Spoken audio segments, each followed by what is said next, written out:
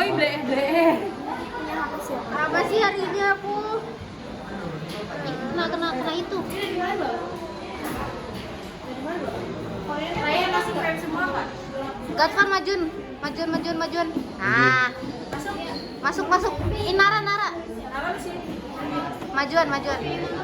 Kalau lanjut sebenarnya Kelihatan.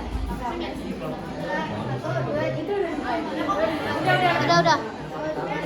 Assalamualaikum warahmatullahi wabarakatuh. Waalaikumsalam warahmatullahi wabarakatuh. Perkenalkan, kami dari kelompok 8 ingin mempresentasikan tentang proyek Makasih, Ray. profil pelajar Ya, Pancasila. Saya Indiana Prastika.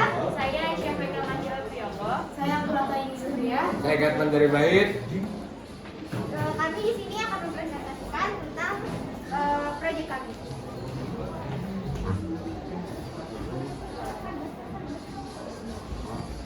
Kegiatan di hari pertama kita materi mengenai demokrasi dan KTI memulai bab 1, dan di hari kedua observasi dan wawancara tim independen mulai mengerjakan bab 2. Di hari ketiga kita ada observasi mengenai syarat kandidat dan wawancara oleh kandidat calon ketua OSIS dan wakil ketua OSIS. Terus di hari keempat kita ada observasi SOP mengenai visi misi paslon, wawancara kandidat dan revisi bab 1. Dan di hari kelima kita ada observasi kampanye dan debat serta penetapan nomor urut masing-masing calon. Nah, di hari ke-6 itu ada penyampaian visi misi dan juga persiapan wawancara. Dan di hari ke-7 itu ada wawancara mengenai visi misi yang akan dilaksanakan dan juga evaluasi tentang proyek-proyek yang sudah kita kerjakan. Dan di hari ke-8 ada debat antar kandidat dan juga kita memulai bab 3. Di hari ke-9 ada simulasi pemungutan suara dan hasil sementara dan juga kita ada revisi KTI-nya. Untuk hari ke-10 ada pemungutan suara, kita menyelesaikan KTI dan presentasi terakhir.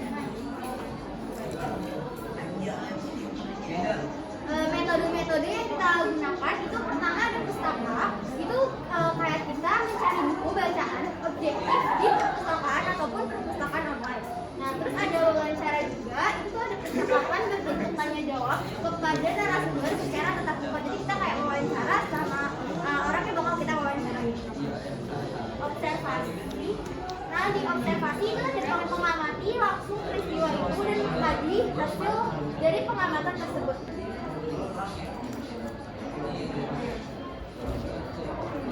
Nah, sebelumnya kita itu dikasih materi mengenai demokrasi. Demokrasi sendiri itu sebenarnya adalah bentuk pemerintahan yang berdasar pada kesepakatan rakyat, dari rakyat, oleh rakyat, dan untuk rakyat. Demokrasi dilakukan biasanya di kalangan masyarakat. Nah, pesta demokrasi kali ini di SMA 5 dilakukan saat pemilihan ketua dan wakil ketua OSIS.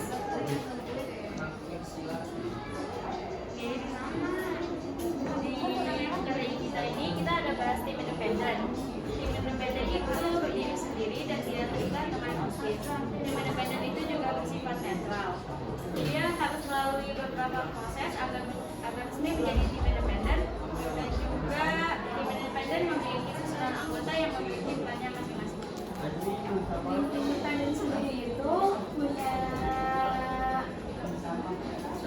punya si masing-masing. Kayak misalkan di si pertama itu ada si acara yang merancang rundown, terus ada si humas yang mempublikasikan kegiatan, terus si perlengkapan yang menyiapkan perlengkapannya, si koordinator lapangan yang mengatur jalannya segala sesuatu yang berada di lapangan, terus ada si pemilihan suara yang menghitung pemilihan umum, terus ada si desain yang membuat poster dan banner, si dokumentasi yang mendokumentasikan selama acara berlangsung, si kapolda menjaga keamanan, kebersihan dan ketertiban. Lalu ada si konstruksi yang menyiapkan konstruksi. Berikut adalah tata cara perekrutan tim independen dan syaratnya. Pertama, tata caranya itu daftar melalui form, masuk ke dalam grup lain khusus untuk tim independen, resmi dengan melalui syarat-syarat. Syaratnya bukan anggota atau calon aktif, bukan DPH ekskul, netral. Tugas dari tim independen adalah membuat pemilihan umum dalam pelaksanaan pemilihan OSIS. Ada beberapa hal yang tidak diperbolehkan untuk dilakukan tim independen. Pertama, tidak boleh ikut memilih atau memihak tim manapun. Kedua, tidak boleh mengatur orang lain untuk memilih pasangan calon. Ketiga, tidak boleh mencurangi hasil pemilihan.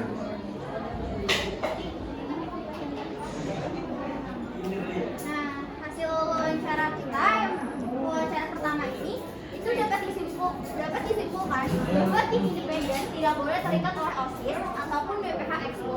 Untuk menjadi tim independen juga memiliki prosedur yang harus diikuti, dan si yang ada juga harus bekerja sama agar semua berjalan dengan lancar. Dan untuk hasil wawancara kedua, ini kita wawancara dengan calon ketua OSIS. Dan dari wawancara ini dapat disimpulkan bahwa untuk menjadi pemimpin harus ada rasa tanggung jawab, tegas, dan dapat memimpin. Pemimpin juga harus bisa mengevaluasi anggotanya dan menegur anggota bila berbuat salah. OSIS juga berhak mengeluarkan anggota yang tidak bertanggung jawab.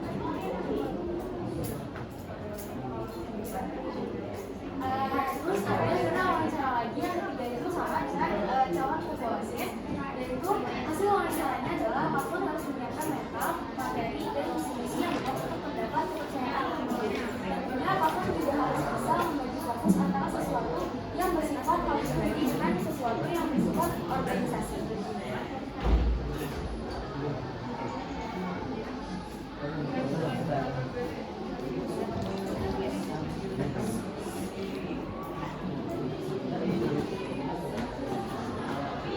Berikut syaratnya: 1. Menjadi teladan, 2. Tulus dan bisa mencontoh, 3. menciptakan inovasi dan berpikir kreatif, 4. sehat jasmani dan rohani, 4. memperbimbing dan mengayomi anggota OSIS, 6. memiliki integritas, kedisiplinan dan bertanggung jawab, 7. bersedia meluangkan waktu dan sanggup bekerja sama.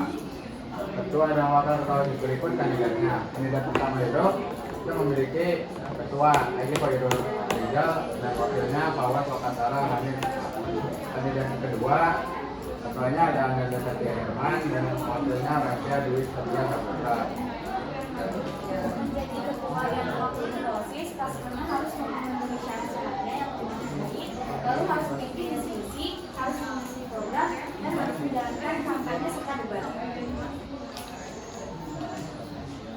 Visi misi dan programnya yang pertama adalah visi misinya organisasi pada masa depan tidak berdasar persuasi atau kondisi tertentu. Misinya sederhana, jelas, membuat kebenaran, sesuai program jangka pendek, berfokus pada masa sekarang ataupun masa kini. Nah, programnya pikiran yang dilakukan kandidat lakukan jika Dan untuk membuat visi-misi yang baik, harus paham tujuan OSIS, mempertimbangkan nilai sosial, dan juga menentukan fokus utama dan menentukan target untuk organisasi. Kampanye dan debat. Kampanye dalam OSIS adalah mereka itu bersaing memperebutkan kedudukan siapa yang layak menjadi ketua dan wakil ketua OSIS. Debat adalah mereka beradu argumen, saling bertukar pendapat ataupun pikiran mereka. Pemungutan suara. Metode menentukan hasil keputusan untuk menyelesaikan suatu permasalahan dalam masyarakat. Tujuan dari pemungutan suara di Sangat 5 Bekasi kali ini adalah untuk memilih calon ketua dan wakil ketua OSIS agar sesuai dengan keinginan warga sekolah. standar operasional prosedurnya yaitu SOP secara umum merupakan suatu aturan atau sistem kerja yang berlaku pada kegiatan tertentu. Nah, SOP-nya itu ada SOP kampanye, SOP debat, dan juga SOP pemungutan suara.